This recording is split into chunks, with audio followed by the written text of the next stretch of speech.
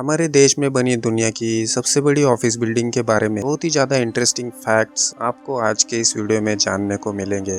तो दोस्तों वीडियो के आखिर तक बने रहिएगा क्योंकि आगे हम देखेंगे कि इस बिल्डिंग का और अफ्रीका के गरीब और लाचार लोगों का क्या रिलेशन है, और हम देखेंगे कि 15th फ्लोर की इस बिल्डिंग में 13th फ्लोर क्यों नहीं है। जी हाँ दोस्तों, आपने सही सुना, 15 फ्लोर की इस बिल्डिंग में 13th फ्लोर ही नहीं है। ये और ऐसे ही बहुत सारे इंटरेस्टिंग फैक्ट्स हम आगे जानेंगे। तो अमेरिका के पेंटागन को पीछे छोड़कर भारत में अब दुनिया का सबसे बड़ा ऑफिस होगा। गुजरात के सूरत में निर्मित ये बिल्डिंग बेहद खास है क्योंकि इसे हीरे के व्यापार केंद्र के रूप में इस्तेमाल किया जाएगा। पिछले 80 सालों से अमेरिका का मिलिट्री हेडक्वार्टर, जिसे पेंटागन नाम से जाना जाता था, ये बिल्डिंग विश्व की सबसे बड़ी ऑफिस बिल्डिंग थी। यानी कि इस बिल्डिंग में सबसे ज़्यादा कर्मचारी एक साथ काम करते थे। लेकिन अब यह खिताब सूरत डायमंड बोर्स के नाम हो जाएगा। जी हाँ दोस्तों, गुजरात में जो सबसे बड़ा ऑफिस बना है उसका नाम है सूरत डायमंड बोर्स। जमीन से माइनिंग के द्वारा निकाले गए हीरे अलग अलग आकार के होते हैं, जिनका कोई प्रॉपर ऐसा आकार नहीं होता। तो उन्हें तराश कर और पॉलिशिंग करके हीरे का वो आकार दिया जाता है जो आकार हम सभी को पता है।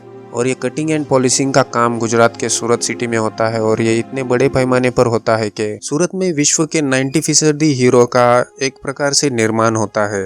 यानी दुनिया में 15 हीरो में से 14 हीरे भारत में तराश कर तैयार किए हुए होते हैं। और आपको बता दें कि इस बिल्डिंग को हीरो के व्यापार केंद्र के रूप में इस्तेमाल किया जाएगा, क्योंकि आज तक हीरो की पॉलिश एंड कटिंग की जाती थी सूरत में, और उन हीरो को ट्रेडिंग के लिए लाया जाता था महाराष्ट्र के मुंबई में। यानी कटिंग एंड पॉलिशिंग के बाद व्यापारियों को सूरत से मुंबई आना पड़ता था, तब जाकर उसे दुनिया भर के व्यापारियों के साथ ट्रेड किया जा सकता था। लेकिन सूरत डायमंड बोर्स शुरू होने के साथ ही हीरो का व्यापार भी सूरत में ही होगा, जो कि अब तक मुंबई के भारत डायमंड बोर्स इस बिल्डिंग में होता था। दोस्तों आपको बता दें कि मुंबई स्थित भारत डायमंड बोर्स ये बिल्डिंग भी बहुत बड़ी है, लेकिन अब हीरो को तराशना और ट्रेडिंग भी सूरत में ही होगा।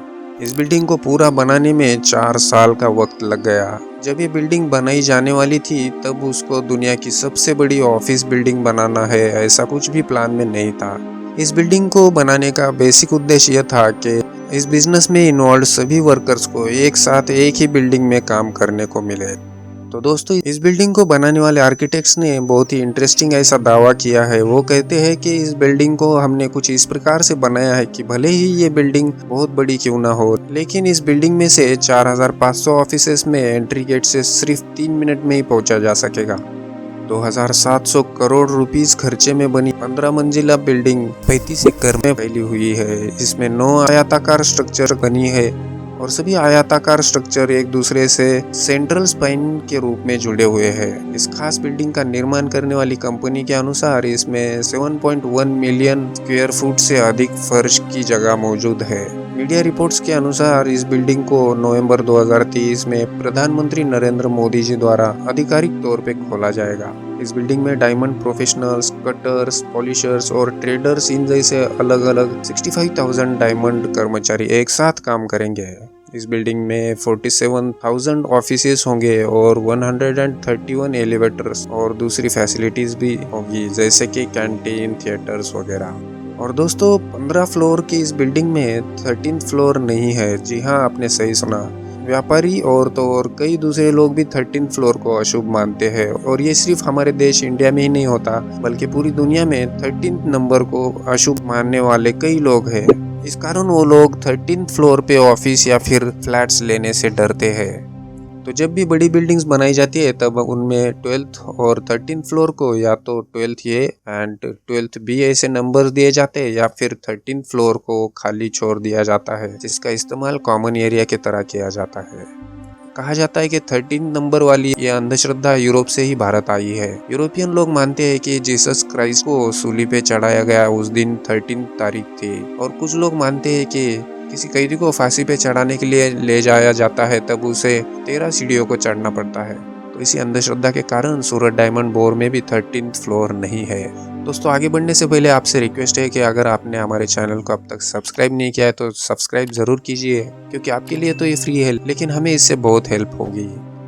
तो दोस्तों इस सूरत डायमंड बोर में लैब में क्रिएट किए गए यानी ग्रीन डायमंड्स की भी डील होगी, ऐसे कहा जा रहा है। ये ग्रीन डायमंड्स की खासियत ये होती है कि ये नेचुरली क्रिएटेड डायमंड्स की तरह सेम ही होते हैं, यानी रियल डायमंड्स के कंपैरिजन में लैब में क्रिएटेड डायमंड्स की chemical, physical and optical properties same ही होती है। अगर आपको याद हो तो मोदी जी जब यूएस गए थे तब उन्होंने यूएस की फर्स्ट लेडी को 7.5 कैरेट डायमंड गिफ्ट दिया था। वो diamond made in India green diamond ही था।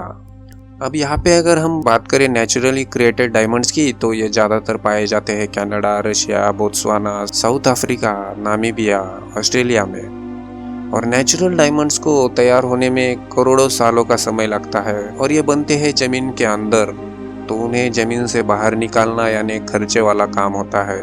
तो अफ्रीकन देशों में गरीबी बहुत ज़्यादा है और illegally diamond mining companies come खर्चे में लेबर मिलने के लालच में बंदी बनाए गरीब अफ्रीकन एंड उनके बच्चों को बंदूक के नोक पे रखकर उनसे कई घंटों तक माइनिंग करवाती है और उसके बदले में उन्हें पैसे तो छोड़िए ठीक से खाना तक नहीं दिया जाता। तो साउथ अफ्रीकन कंट्रीज में जैसे कि Angola, Democratic Republic of the Congo and Sierra Leone, इनमें बहुत बार ऐसी घटनाएं सामने आती है कि इस इलीगल डायमंड माइनिंग के दौरान बहुत सारे लोगों के साथ ही बच्चे भी मारे जाते हैं। इस कारण साउथ अफ्रीका से मिलने वाले डायमंड को खूनी डायमंड या फिर ब्लड डायमंड्स भी कहा जाता है।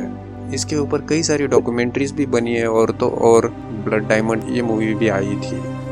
तो दोस्तों, लैब में क्रिएटेड डायमंड्स के कारण हो सकता है कि फ्यूचर में ब्लड डायमंड्स की डिमांड कम हो जाएगी और इसी के साथ ही इंडिया दुनिया का सबसे बड़ा ग्रीन डायमंड एक्सपोर्टर भी बन जाएगा।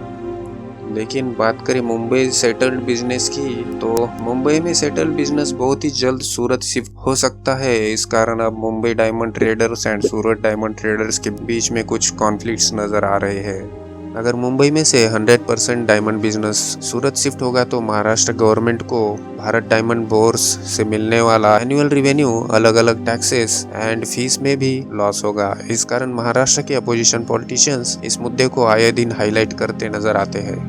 तो अब देखने वाली बात यह रहेगी कि क्या मुंबई स्थित डायमंड बिजनेस 100% सूरत शिफ्ट होगा या नहीं। तो दोस्तों, आपको क्या लगता है कमेंट सेक्शन में ज़रूर बताइए। और अगर आपको ये वीडियो इन्फॉर्मेटिव लगा हो तो लाइक एंड शेयर ज़रूर करें और चैनल को सब्सक्राइब करना ना भूलें।